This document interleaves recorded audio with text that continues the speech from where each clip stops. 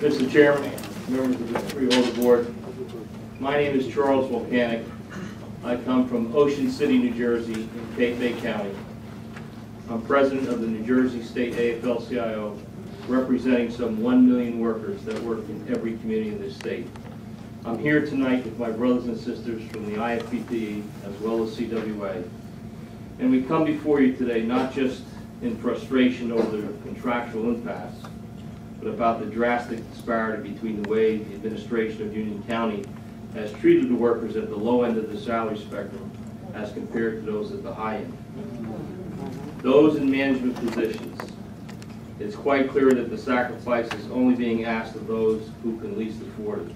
The employees would suffer, those employees that would suffer under this current contract situation are the housekeepers that work in the laundry department, other low-wage workers earning between $35,000 and $45,000 a year. Many are single mothers and are in greatly need of this job. We are told that this is a financial reality and necessary to do to service the debt of the county. Yet at the same time, the county has carved out supervisors and managers from cuts and have rewarded them with huge salary increases. The acting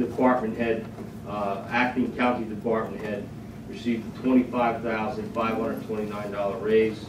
The Department of Parks assistant director received a $20,000 raise.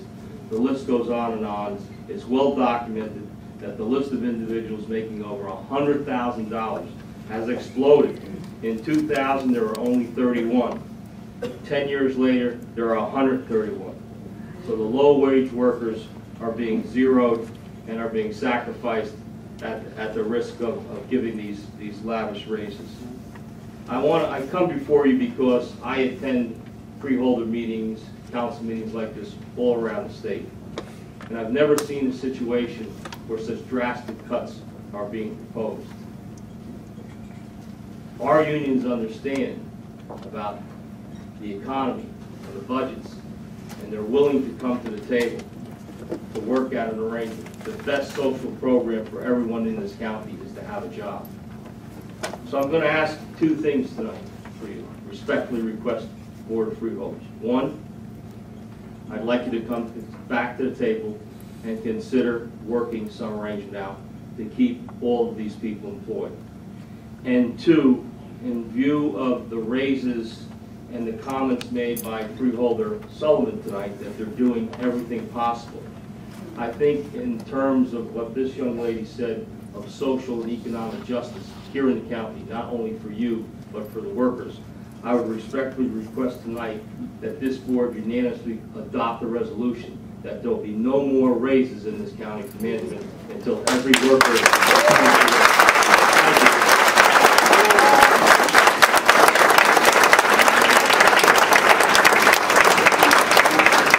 Mr. Chairman, ladies and gentlemen of the Freeholders Committee, my name is Greg Juniman. I'm the president of the Professional and Technical Engineers, IFPTE, which Union Council 8 is a member. And I rise to talk about the layoffs that are being considered. And I would just ask you to take a really hard look at that and reconsider that decision. I know when we talk about layoffs, we say, well, it was a tough decision to make, and we congratulate ourselves on saying that, and then we move on because once it's been said out loud, now we can go ahead and do it. But a tougher decision is to say there will be no layoffs under any circumstances. We'll do everything possible to avoid layoffs. That's a hard decision to make. And it sounds like none of that has been done. There's very little answers that have been given to a lot of the really, I think, important questions that were raised here. And I think that the thing that we really have to look at is what's going to be done to this county if we're going to go after, if we're going to target, and target is the right word, the way this is being developed. If we're going to target employees who are making $35,000 to $45,000 a year, we're going to target minorities, we're going to target women workers, and put them out there with really no hope. And I mean, honestly, I met somebody tonight who was being laid off because of this, who's 61 years old, another person is 59 years old. We can have all the job fairs and all the interview training and all the resume writing we want. People aren't going to land on their feet, they're going to land on their face.